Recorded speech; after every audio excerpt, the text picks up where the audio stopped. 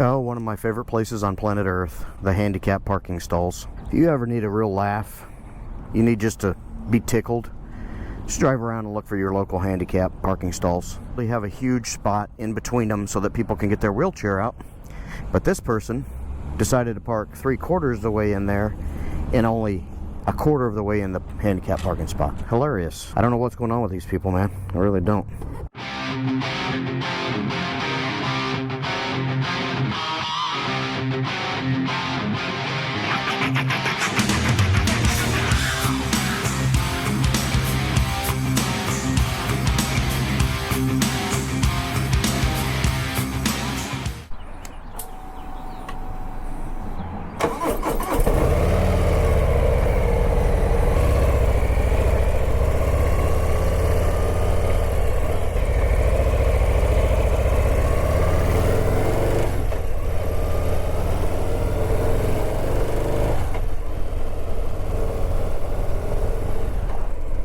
Welcome to the channel. If you're new, thanks for stopping by. If you're a subscriber, thanks for coming back. My name's Scott and my YouTube channel is Roll Tide 530. So today we're going to talk about this 2023 Lowrider ST.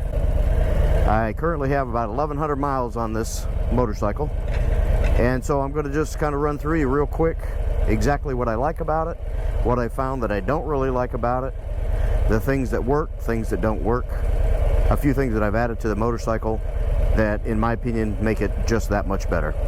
Spoiler alert, I love this motorcycle. I do believe it's going to be my most favorite motorcycle I've ever owned. Time will tell, but right now, that's the way I feel. Go ahead, pull right out there. Beep, beep, beep, beep, beep, beep. Now that's the sound of me beeping the cuss words out. So I'm going to have to beep that out because clearly that woman didn't give two shits that there was a motorcycle coming. She looked right at me. She still pulled right out there. Oh well, that's life on two wheels. So guys, the very first thing that I want to talk to you about is the price of this motorcycle. What's a review without telling you what it cost? I paid right at $25,500 for this motorcycle. That was with all the fees that they throw in on top of the MSRP, you know, freight, destination, setup, whatever it is that they call it. But all in, I'm about $25,500 on the motorcycle. That is a full $10,000 less than I would have paid for the Street Glide ST, which was a motorcycle that I really tried to talk myself into buying again.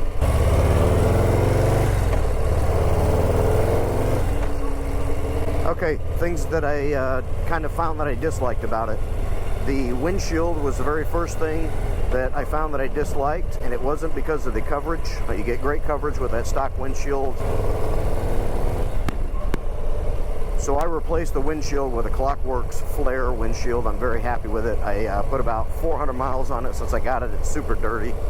I didn't wash the bike before I came out for this review, but it works really well. I'm really happy with it. The other thing I really didn't like about this motorcycle was the foot pegs. Really just didn't like them. The foot pegs are high on this motorcycle to begin with. The stock foot pegs made it even higher because they're like round, and it was just raising my feet up too much. It was not comfortable. I replaced those with Joker Machine MX style foot pegs, and I really like those. Again, I got about 400 miles on those. They've been excellent. The only other thing that I really don't like about this motorcycle that I found that I could just really do without, and that is the exhaust. I really think they cheaped out on the exhaust. They just put what they had already there. They slapped it on there because it was cheaper for them. It doesn't look like it goes with the motorcycle. It certainly doesn't sound good, and because the pipes are enormous, you know, two pipes stacked on top of each other, they made the bag on the right side smaller, which I'm going to tell you, the bags right now, that's in my plus category. We'll get to that in a minute. But because they made the pipes so doggone big and stacked them on top of each other, then they had to alter the way the bags operate. I got a better idea. How about alter the stupid pipes you're putting on there? They look horrible and they sound horrible, and it really detracts from the look of the motorcycle, in my opinion. So those are the three things that I didn't really care for and that I quickly replaced. The driver foot pegs, the windshield, and I haven't replaced my exhaust yet, but it's coming. Now let's get into things that I love about this motorcycle. I love everything else about it. I've changed tons of stuff on it already just to make it my own, none of which really had to be changed. Obviously, I made it 2-uprighter ready by putting on the Saddleman Explorer seat and the rear foot pegs, a backrest, you know, so that it's 2-up ready for my wife, and travel ready for me if I need to strap something to the backrest and set it on the seat. The handlebar setup is pretty damn good. I am going to do the Thrash & Supply 6.5-inch riser with pullback, just because I am a really short guy, 5'5", and I'd like to have the handlebar back at me just a little bit more. But the handlebar itself is very comfortable. I have no problem with it. Now the rider position on this motorcycle is very good for me, and I'm a short guy. But yeah, it works for me. I love it. Other than I'm going to pull those handlebars back just a little bit with some of those Thrash & Supply 6.5-inch risers. I love the fact that this has a 5-gallon gas tank. One of the biggest drawbacks to having my Street Bob was clearly the fuel range, you know, the fuel capacity and the range that allows you to drive. So I love that it has a 5-gallon tank. I love the fixed fairing. I've driven this bike 1,100 miles in all kind of windy conditions because this is Iowa and the wind blows 24/7. And, you know, you can feel the wind on the bike, but it certainly does not affect the way the bike drives because you don't have that fairing like you do on the Street Glide that's catching the wind and kind of playing with your steering. So I love that. I love the aggressive look of this bike. I love the 117 motor in this bike. I came from 107, so coming up to the 117, it's just stock, done nothing to the motor, nothing to the exhaust. It runs like a scalded dog, and I love it. And another thing I really love about this motorcycle, guys, is these bags. These clamshell bags that a lot of people bitch about.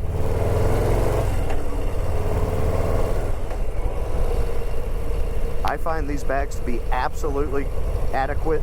I have every single thing in my smaller side saddlebag on the right that I had on my Street Glide. Every single item that I carried on my Street Glide, I'm carrying in this same bag.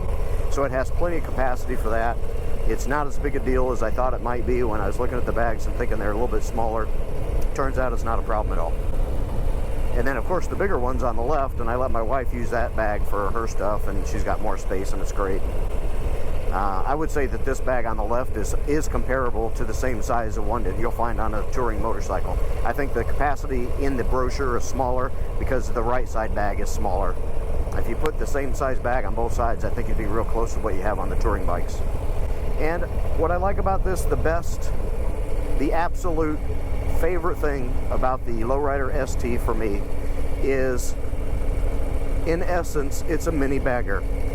I could ride around town and look really cool, feel really cool, enjoy riding the motorcycle, get that whole hot rod experience, and then on the weekend I can load this bad boy up with all kinds of goods and gear, hit the road, and do real miles on this motorcycle. It has cruise control, it has traction control, it has linked ABS brakes, it has a fixed fairing, it has everything that the touring bike has on a soft tail frame. The suspension is outstanding on this bike, I might add that. So I love all of that stuff, but it's very comfortable and you can ride it for miles and miles and miles. But in 350 miles, basically all day long, you know, 6.5 hours of riding, you're going to be sore. I don't care what motorcycle you have. Now you got the absolute perfect setup on your motorcycle, God bless you. But for me, I'm still trying to get this one worked out so that I have everything that I need for this motorcycle to take those long trips and make it very comfortable. And so far it's been very comfortable. Overall, the Lowrider ST, I love it. Yes, it doesn't have any of that electronics. It doesn't have GPS. It doesn't have a stereo. It doesn't have any of that. But for $10,000, I'll let them keep that, and I'll just use my Senna and my phone. So, but I really love the motorcycle. I probably will wait and do the exhaust when I go to Sturgis. That way I can get a deal and maybe get them to install it for me right there on the spot and be done with it. Little stuff here and there, maybe. Maybe a few more little cosmetic things, but not much. So there's my review. I give it 2 big thumbs up. I love it. The little things that I really didn't care for, I've already changed. I can't wait to take this motorcycle out and really show it off. I haven't got to do much of that yet. But 2 big thumbs up for this motorcycle. All I know is that when I pull the throttle on this motorcycle, it brings a big smile on my face. That is exactly what you want from your motorcycle. If it makes you happy and it makes you smile and you enjoy riding it, it's the right motorcycle for you. So until next time, guys, I appreciate you hanging out. Again, think about subscribing and hitting the like button. Leave me a comment. I'll try to bring some more good content for you guys, not just on the ST lowrider, but we got the toy hauler that is about to come into the picture that I haven't done any videos on yet. And we got some motorcycle camping that's going to be happening. So stay tuned for all of that. Till next time, roll tide roll. You guys stay safe.